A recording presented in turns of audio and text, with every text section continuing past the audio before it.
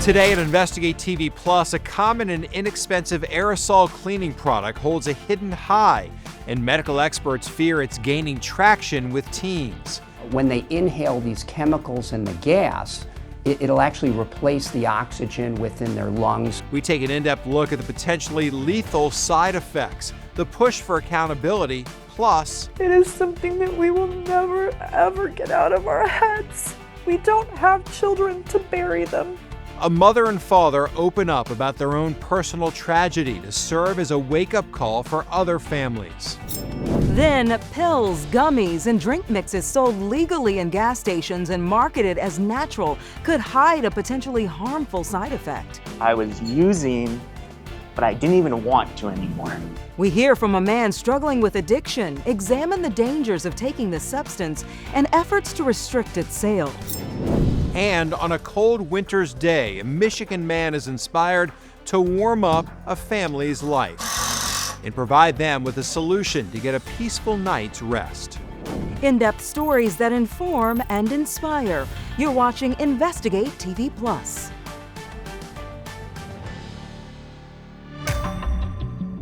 A common household product posing a danger to your kids. I'm Tisha Powell. And I'm Lee Zurich. We're talking about dusting, a form of inhalant abuse where users, often teens and young adults, intentionally breathe in chemicals from aerosol products like computer keyboard cleaners.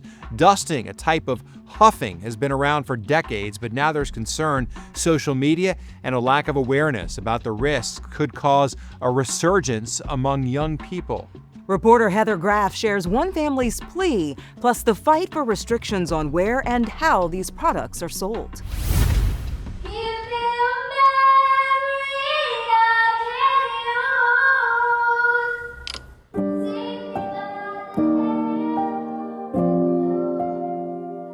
It is something that we will never, ever get out of our heads. We don't have children to bury them. The grief is still raw, and memories of 19-year-old Rena O'Rourke are all that's left. She lit up the room. She was vivacious and caring and loyal. Yet what her parents, Dana and Aaron, really want you to know is how Rena died. I think a lot of kids just look at this as, well, it's not drugs. We're not doing drugs, so it's not that big of a deal, and we can get a high from it. A dangerous high from something known as dusting, which involves inhaling aerosol duster sprays such as those used to clean computers and keyboards. It's cheap. There's no ID required. It's odorless. It's everything kids look for. Before it took their daughter's life, the O'Rourkes admit dusting is a term they'd never heard of. So initially, it raised no red flags when Dana says Rena and her boyfriend had this common household product delivered right to her front door. They had DoorDashed a dual package of keyboard cleaner to my home. She says, "Can I have it?" And I said, "Well, sure," thinking they were using it properly. They aren't sure if that specific aerosol canister is what killed her. But in May 2025, Rena was rushed to the hospital after she lost consciousness due to dusting. She never regained consciousness. It's really scary. Dr. Randy Wiseman leads the team that tried to save Rena here at Honor Health Scottsdale Osborne Medical Center in Arizona. When they inhale these chemicals and the gas, it'll actually replace the oxygen within their lungs and within the rest of their body. Several other teenagers have succumbed to this. I fear that they may not see this as something that could cause them harm. I was really in the dark on all of this. Claudia Dimmitt lost her son Brandon to dusting back in 2012 and founded the nonprofit organization Families United Against Inhalant Abuse in an effort to raise awareness. Do you think there's a lot of parents who have no idea of the potential danger of this common household product? I would say yes. You don't believe that it is as dangerous as it is until it happens, to your family. Claudia has also pushed for sales restrictions, such as requiring retailers to keep aerosol dusters behind the counter, capping how often they can be purchased, and stronger warning labels, because she believes easy access to these products is a big part of the problem. My son had 10 cans that he bought, and you just think, who needs 10 cans of duster? It's very obvious it's not being regulated. In 2021, her nonprofit filed this petition with the Consumer Product Safety Commission asking for action to address duster inhalant use. And there was some progress. In 2024, the CPSC announced a notice of proposed rulemaking aimed at limiting the amount of certain toxic chemicals, such as difluoroethane or DFE, from being used in aerosol dusters. The agency cited data that found nearly 22,000 ER visits for injuries and more than 1,000 deaths from aerosol duster inhalation between 2012 and 2021, and noted the number of fatalities is almost certainly an underestimate. But after recent CPSC leadership changes, in August 2025, that proposal was withdrawn, along with several others that, quote, no longer align with agency priorities. It's just really hard, A setback at the federal level, but Claudia says she's been encouraged by recent updates at the state level. Minnesota, as of 2025, requires aerosol duster products containing DFE to be kept behind store counters. The law there also prohibits sales to anyone under 21 and limits purchases to 3 cans at a time. And in Oregon, similar legislation took effect in 2026, though the minimum age requirement in that state is set at 18. So, some changes are happening, but not enough. Not enough for Claudia. To look at your kid laying there, she's not coming back. And now, not enough for the O'Rourkes. Had I known this, and I saw those cans that were delivered to my door, my response would certainly not have been to hand them over. Perhaps I could have saved my kid. Talk to your kids, educate your kids, know what they're doing. All right, so what should parents be looking for, and how do you talk to your kids about all of this? For those answers, we sat down with an adolescent addiction specialist and pediatrician at Children's National Hospital in Washington, D.C. The part of the brain that is interested in experimenting, trying new things, pushing boundaries is growing rapidly in adolescence. However, the brakes are not quite present there. And so I really urge parents to serve as those brakes. Dr. Tucker says dusting and other forms of inhalant abuse can start really young because, again, it's relatively easy for kids to get their hands on those common household items. So she says middle school would be a good time to discuss the dangers. As for what to keep an eye out for, it might start with changes in your child's behavior, such as increased anxiety, irritability, nausea, dizziness, and loss of appetite. Other red flags would be a chemical odor on their breath or clothing, rashes on their face, stashes of plastic bags or smelly rags, and of course, empty cans of keyboard cleaner or aerosol dusters in their rooms.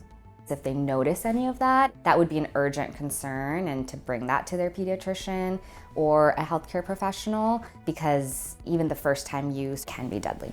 For more resources and advice for parents, just head to InvestigateTV.com and search dusting.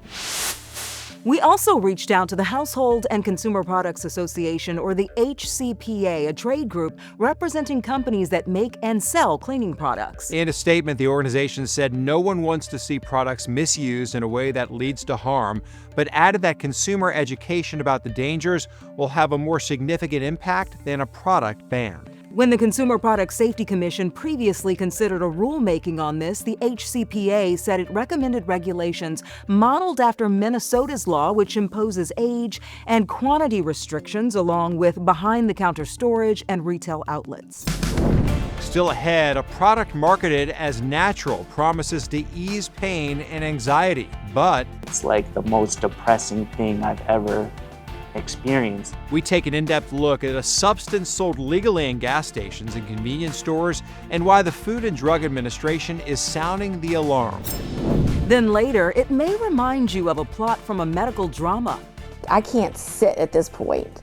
My back is killing me. I'm telling them it's my back, but it's now radiating to my front. But her reality was an even bigger shock. We explore the rare condition that sent her to the emergency room and why some women are more susceptible.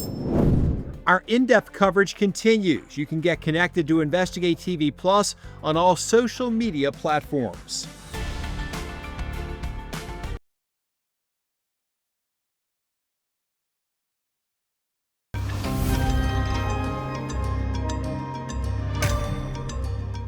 It's marketed as a natural remedy, comes in fruit-flavored gummies and pills, and is sold legally at gas stations and convenience stores around the country. We're talking about a substance called 7-OH, and the Food and Drug Administration warns it could drive the next wave of the opioid crisis. The FDA says 7-OH products are concentrated derivatives, often falsely marketed as kratom. Reporter Zach Summers speaks to a man struggling with the dependency and examines efforts to regulate this product. All it does is just take and take and take and take. Addiction. It carries a heavy stigma, one Anthony knows all too well. That's why I don't want to show my face. We're concealing Anthony's identity to protect him. The 31-year-old has struggled with substance use since he was 17. I'm pretty normal and pretty logical in every other aspect besides this one. In 2024, Anthony entered rehab to treat his alcohol addiction. It was there another patient told him about kratom, a tropical plant used traditionally as a natural stimulant or pain reliever. It gives you a little bit of euphoria. But it took a turn. Feeling depressed, Anthony tried kratom powder, but when its effects wore off, he turned to extracts with high levels of 7-hydroxymetrogen, or 7-OH. I was using, but I didn't even want to anymore. While trace amounts of 7-OH occur naturally in kratom, some of the tablets, gummies, and shots sold at area gas stations and smoke shops are synthetically enhanced, making their opioid-like effects even stronger. But it was just making me miserable and always broke. Anthony sought treatment 3 months after starting 7-OH. He says the withdrawals were severe. Physically bad, the withdrawal. It's like chills, fever, sweating, can't sleep. But psychologically, it's like the most depressing thing I've ever experienced. Kratom products are not approved by the Food and Drug Administration, and it's currently banned in 7 states and Washington, D.C. At least 18 states have some form of regulation. In the remaining states, there's no real oversight of what's actually in these products. I would be very cautious using it. Dr. Rupa Sethi is an addiction psychiatrist at the University of Kansas Health System. She's currently treating patients struggling with kratom and 7-OH dependence. Most of these patients were actually first using opioids, if you take the history, and then they started taking kratom as a way to detox. She says because these products are unregulated, the potency and quality can vary, making dosing difficult and dangerous. You have to make sure that you know what you're taking and what are the side effects of this product. Kratom is a botanical that needs to be respected. Todd Underwood is the president and CEO of Mid Wellness. The bottles start here. He says all of their kratom products are 100% natural. All we do is take what's in the natural leaf, and remove all of the plant material, and we're left with what's called an extract. Underwood has advocated for the Kratom Consumer Protection Act in Missouri, legislation that would add guardrails around the sale and use of kratom. He believes 7-OH should be banned entirely. It's something we could easily do. It's something we refuse to do. Personal accountability comes into play here. Do you regret ever being introduced to kratom? Definitely. Just 10 days clean at the time of our interview, Anthony knows relapse is part of his story, but he's holding on to hope for a different ending. You know, everything you put before addiction will take away from you. Still ahead, a warehouse filled with volunteers and lumber provides the framework to a good night's rest for a child in need. Doing 4 beds. So yeah, four little girls that need one. We show how an organization changes lives one bunk bed at a time. But first, a woman's trip to the emergency room for back pain resulted in some unexpected news. My husband's face just goes blank. I'm like, just stunned. I'm like, what? We reveal her uncommon condition and how it changed her family.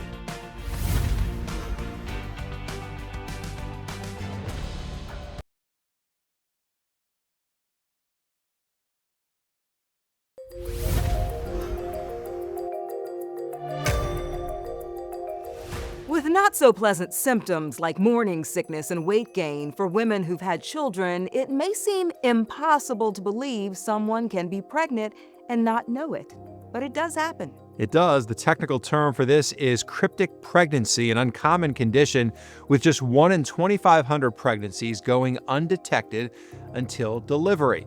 A cryptic pregnancy is more likely to happen to women who recently gave birth, have a condition like polycystic ovary syndrome, use birth control, are in perimenopause, or have never been pregnant. For a woman in Virginia, it was less than a year after the birth of her second child when she woke up in intense pain and went to the emergency room. Reporter Destiny Harris explains what happened next. After marrying in 2011, Becca and her husband struggled through years of fertility treatments. In 2016, they welcomed their first child, but doctors warned her she'd likely never conceive again without intervention. Then, to their surprise, a second daughter was born in August of 2024. Out of nowhere, right before our anniversary, we were getting ready to go on a date for our anniversary, and I just had a gut feeling. So January of 24, I took a test. We found out we were pregnant with our second. After that, Becca says she struggled to lose the weight, blaming it on polycystic ovary syndrome, also known as PCOS. So we go to the ER. They check me in. I can't sit at this point. My back is killing me. I'm telling them it's my back, but it's now radiating to my front.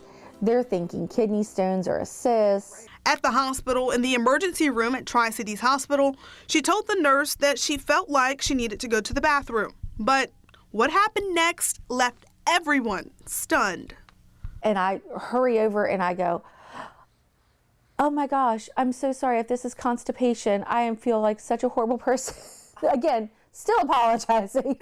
Classic millennial. And going, I think I caught the cyst. And at this point, she looks over and she goes, that's a head. And this was Becca's reaction. My husband's face just goes blank. I'm like, just stunned. I'm not a speechless person. I went speechless. I'm like, what? So then they set me up. They made me back over to the stretcher. And I deliver within about 2 to 3 pushes. In just minutes, Becca was holding her third baby girl. Carly Evangeline, 7 pounds, 8 ounces, and 19 inches long. Becca says she felt fine the entire 9 months and never suspected anything, especially not a full-term baby. Come to find out, she's the healthiest of the 3. And for the Johnsons, baby Carly is a reminder that the greatest gifts can arrive when we least expect them. So this is the time of the show where we talk about the story that just aired. And I'm going to let you start since you've given birth. I've had 2 children. I have 2 girls, and this is the luckiest woman in the world to go through a whole pregnancy and feel absolutely no discomfort and just go to the hospital. Here's your baby. This doesn't happen. My wife, I can tell you, wasn't like that. Yeah, she's pretty fortunate. She is fortunate. And healthy baby. Healthy baby, the healthiest one. Good for her. Well, up next, building hope and supporting sweet dreams. We show how a Michigan man's pastime grew into a life-changing passion.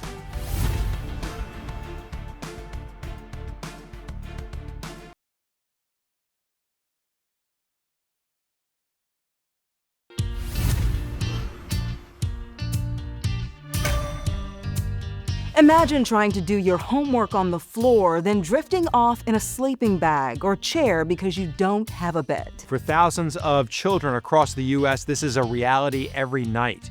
Reporter David Andrews introduces us to a man in Michigan inspired to provide kids with a good night's rest. On a cold Michigan morning, it's bunk bed delivery day.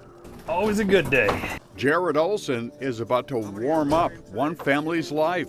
Doing 4 beds. So yeah, four little girls that Need one. A bunk bed and 2 single beds for a family in Lansing. Morning, how are you? Pretty good, how you doing? Good. You want to show us where we're going? Okay. But before any beds go up, Raise your hand if you've been here before. the bed frames have to be made. Now raise your hand if you've never been here before. Jared Olson is president of the Lansing chapter of Sleep in Heavenly Peace and chief handyman in charge. Basically 3 assembly lines.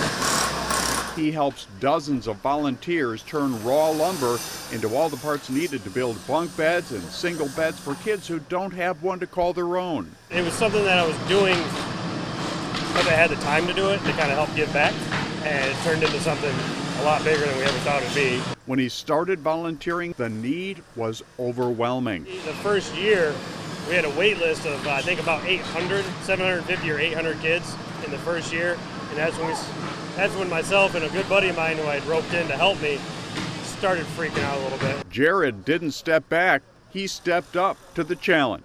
It took us nearly 3 years to catch up that list, but we've continuously grown every year. Oh, low ceiling. For Jared, what started as a bed-building pastime has grown into a life-changing passion. On this delivery day, Jared is changing the lives of single dad Walter Dittis and his 4 daughters. Means a lot to him.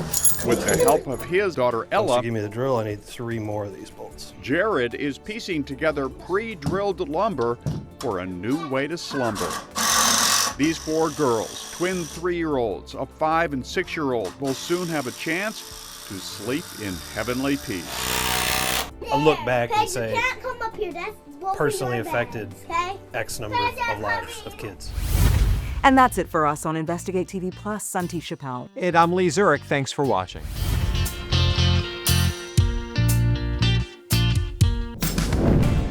On the next Investigate TV Plus, lupus is a disease that can be debilitating and even life-threatening. But an experimental treatment is bringing new hope to patients. I would say it's just really groundbreaking in a way that we had never imagined. We take an in-depth look at this pioneering research and hear from a young mother benefiting from this potential breakthrough.